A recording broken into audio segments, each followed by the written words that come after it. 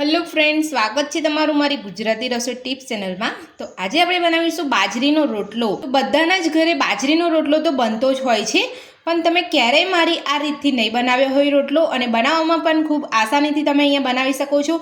તો હું અહીંયા ટીપીને કે વણીને રોટલો અહીંયા નથી બનાવવાની, અહીંયા હું હાથ ઉપર રોટલો બનાવીશ। જેને પણ અહીંયા હાથ ઉપર રોટલો બનાવતા ના આવડતું હોય એ પણ અહીંયા જલ્દી ફટાફટ અહીંયા હાથ ઉપર રોટલો બનાવી શકશે। તો ચાલો આપણે રોટલો બનાવવાનું શરૂ કરીએ। તો સૌથી પહેલાં મેં અહીંયા એક વાટકી બાજરીનો લોટ લીધો છે। તો હું તમને બાજરીનો લોટ અહીંયા ચાળીને બતાવતા પહેલાં હું તમને બીજી એક પ્રોસેસ બતાવી દઉં છું। તો ઘણા લોકો આ રીતે માટીની કલાડીની અંદર રોટલો બનાવતા હોય છે, અને રોટલો અહીંયા બરાબર થતો નથી। અને ઘણા લોકો ગામડામાં એવું પણ હોય છે કે માટીની કલાડીની અંદર જ રોટલો બનાવતા હોય છે। તો આ કલાડી આપણે અહીંયા ગેસ ઉપર કે ચૂલા ઉપર મૂકીએ તો કલાડીને ગરમ કરવા માટે ખૂબ જ સમય લાગતો હોય છે, અને ખૂબ જ બર્તન આપણે અહીંયા બારવું પડતું હોય છે। પણ આજે હું તમને એકદમ સહેલાઈથી રોટલો બનાવવાનું બતાવીશ। તો આપણે અહીંયા કલાડી પર રોટલો નથી બનાવવાના। તો હવે હું તમને બતાવું છું કે આપણે શેની ઉપર રોટલો બનાવવાના છે। તો નોર્મલ આપણે અહીંયા તવો લીધો છે, જે આપણે અહીંયા રોટલી ભાખરી કરતા હોય તે। તો આની પર આજે હું તમને રોટલો બનાવીને બતાવીશ। એટલો સરસ રોટલો બને છે, અને તમારે અહીંયા વધારે પડતું તમારે ગેસ કે ચૂલો અહીંયા તમારે વધારે બાળવો નહીં પડે, અને તમારા રોટલા જે છે એ તમે અહીંયા ફટાફટ બનાવી શકશો। તો ચાલો આપણે રોટલો બનાવવાનું શરૂ કરીએ। તો સૌથી પહેલાં આપણે અહીંયા બાજરીનો લોટ લીધો છે। તો બાજરીના લોટને આપણે અહીંયા ચાળીને લેવાનો છે। તો જ્યારે પણ આપણે અહીંયા રોટલા બનાવીએ ત્યારે આપણે અહીંયા લોટને ચાળીને જ લેવાનો છે। તો લોટને આપણે અહીંયા ચાળી લીધો છે। તો હવે આપણે લોટમાં સ્વાદ પ્રમાણે મીઠું ઉમેરીશું। જો તમે અહીંયા રોટલામાં મીઠાને સ્કીપ કરવા માંગતા હોય તો તમે અહીંયા કરી શકો છો। તો હવે આપણે અહીંયા લોટને સરસ મિક્સ કરી લઈશું। તો મીઠું ઉમેરીને આપણે અહીંયા લોટને સરસ મિક્સ કરી લીધો છે। તો હવે આપણે અહીંયા થોડું પાણી ઉમેરતા જઈએ અને આપણે અહીંયા લોટને બાંધી લઈશું। તો આપણે અહીંયા રોટલી બનાવતા હોય એવો લોટ આપણે અહીંયા નથી બાંધવાનો। અને જ્યારે પણ આપણે અહીંયા રોટલા બનાવીએ ત્યારે તમારે અહીંયા ખાસ ધ્યાન રાખવાનું છે કે લોટને ફક્ત આપણે અહીંયા મસળીને ભેગો નથી કરી લેવાનો। તો આ રીતે તમે અહીંયા લોટને સારી રીતે મસળશો ને તો તમારો રોટલો એકદમ સરસ બનશે। તો મસળવાનું કારણ એ છે કે જે લોટમાં ચીકાશ હોય ને એ સરસ જલ્દી આવી જાય। તો આ રીતે આપણે મસળીશું ને તો આપણો લોટ એકદમ સરસ બંધાઈને તૈયાર થશે। તો 3 થી 4 મિનિટ જેટલું આ રીતે આપણે અહીંયા લોટને સતત મસળવાનું છે। તો 3 થી 4 મિનિટ જેટલું થઈ ગયું છે ને આપણે અહીંયા લોટને સરસ રીતે મસળી લીધો છે। તો હવે આપણે લોટને આ રીતે ગોળ રાઉન્ડમાં કરી અને પછી આપણે અહીંયા હાથ ઉપર લઈ લઈશું। તો લોટને તમારે આ રીતનો મીડિયમ ઢીલો રાખવાનો છે, વધારે પડતો અહીંયા ઢીલો નથી રાખવાનો કે કડક નથી રાખવાનો। જો તમારો લોટ અહીંયા વધારે પડતો ઢીલો અને કડક હશે તો તમે રોટલા અહીંયા બરાબર હાથ ઉપર બનાવી નહીં શકો। તો બાજરીના રોટલાનો લોટ આપણે અહીંયા સરસ રીતે મસળી લીધો છે। તો આ રીતે આપણે અહીંયા રાઉન્ડ શેપમાં કરી લીધો છે। તો આ રોટલો અહીંયા થોડો વધારે પડતો મોટો થઈ જશે, એટલે હું અહીંયા થોડો લોટ કાઢી લઉં છું। તો જ્યારે પણ તમે આ રીતે રોટલાનો લોટ વધારે લો ત્યારે તમારે થોડા પાણીવાળા હાથ કરી લેવાના છે, આ રીતે।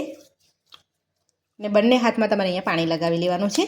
ત્યારબાદ તમારે આ રીતે તમારે અહીંયા રાઉન્ડ શેપમાં કરી લેવાનો છે। પછી તમારે અહીંયા જે હાથ છે આંગળીઓ એ તમારે અહીંયા આગળ રાખવાની છે, અને આ રીતે તમારે અહીંયા તમે જોઈ શકશો જે વધારાનો જેટલું તમારે અહીંયા લોટ કાઢવો હશે એટલું તમે અહીંયા કાઢી શકશો।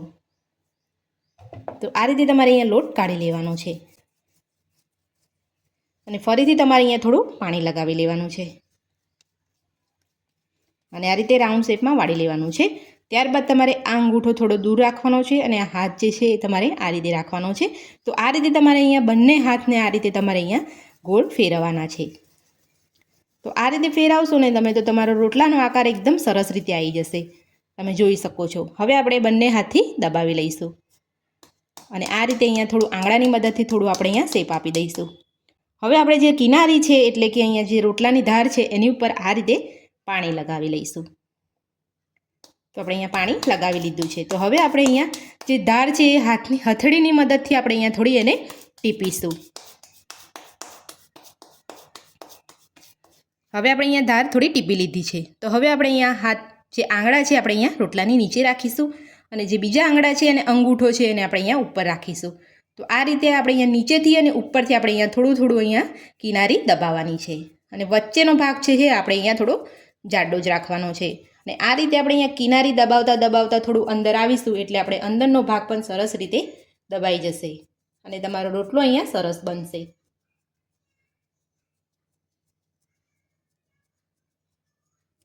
તો જેને પણ અહીંયા હાથ ઉપર રોટલો બનાવતા નહીં આવડતું હોય એ પણ મારી આ રીતથી કરશે તો અહીંયા રોટલો આસાનીથી બનાવી શકશે.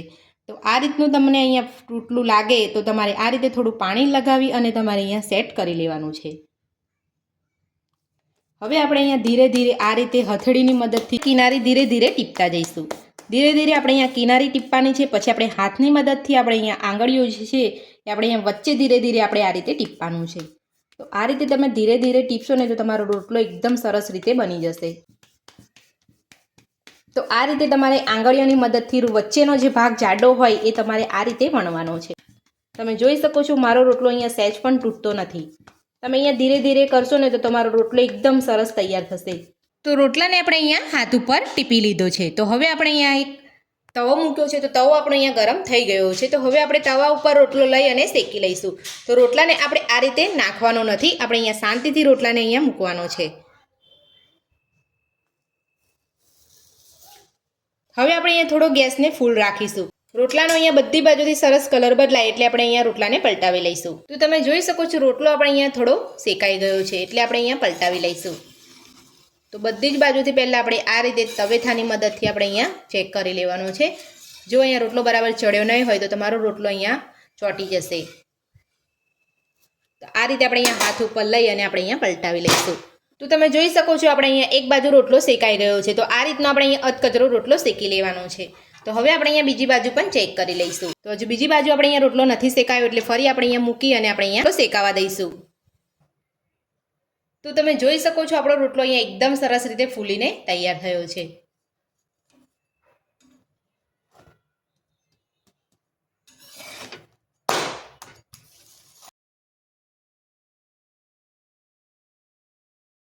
તો આ જ રીતે આપણે અહીંયા બીજો રોટલો પણ બનાવી લઈશું. કહું છું કે રોટલાનો કલર બદલાઈ ગયો છે. તો હવે આપણે રોટલાને પલટાવી લઈશું. તો રોટલો પણ અહીંયા એકદમ સરસ આસાનીથી નીકળી જાય છે. તો આપણે અહીંયા રોટલાને પલટાવી લીધો છે. તો હવે આપણે અહીંયા બીજી બાજુ શેકાવા દઈશું. તો હવે આપણે અહીંયા બીજી બાજુ પણ રોટલાને ચેક કરી લઈશું. તો તમે જોઈ શકો છો બંને સાઈડ આપણો રોટલો સરસ શેકાઈ ગયો છે. તો રોટલાને આપણે અહીંયા બીજી બાજુ ફેરવી લીધો છે અને રોટલો આપણે અહીંયા તમે જોઈ શકો છો એકદમ સરસ રીતે અહીંયા ફૂલી રહ્યો છે.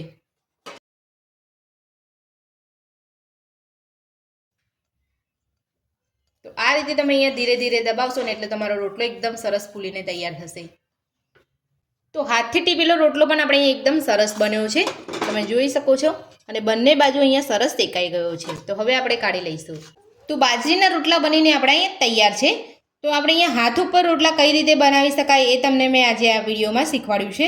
તો આજની રીત તમને કેવી લાગી રોટલા બનાવવાની મને કોમેન્ટ બોક્સમાં જરૂરથી જણાવજો. અને મારી આ રીતે તમે હાથ ઉપર રોટલા ઘરે જરૂરથી બનાવજો. જો તમને આજની રેસીપી પસંદ આવી હોય તો વિડીયોને લાઇક કરજો, ચેનલને સબસ્ક્રાઈબ કરજો, તમારા મિત્રોને જરૂરથી શેર કરજો. Thank you.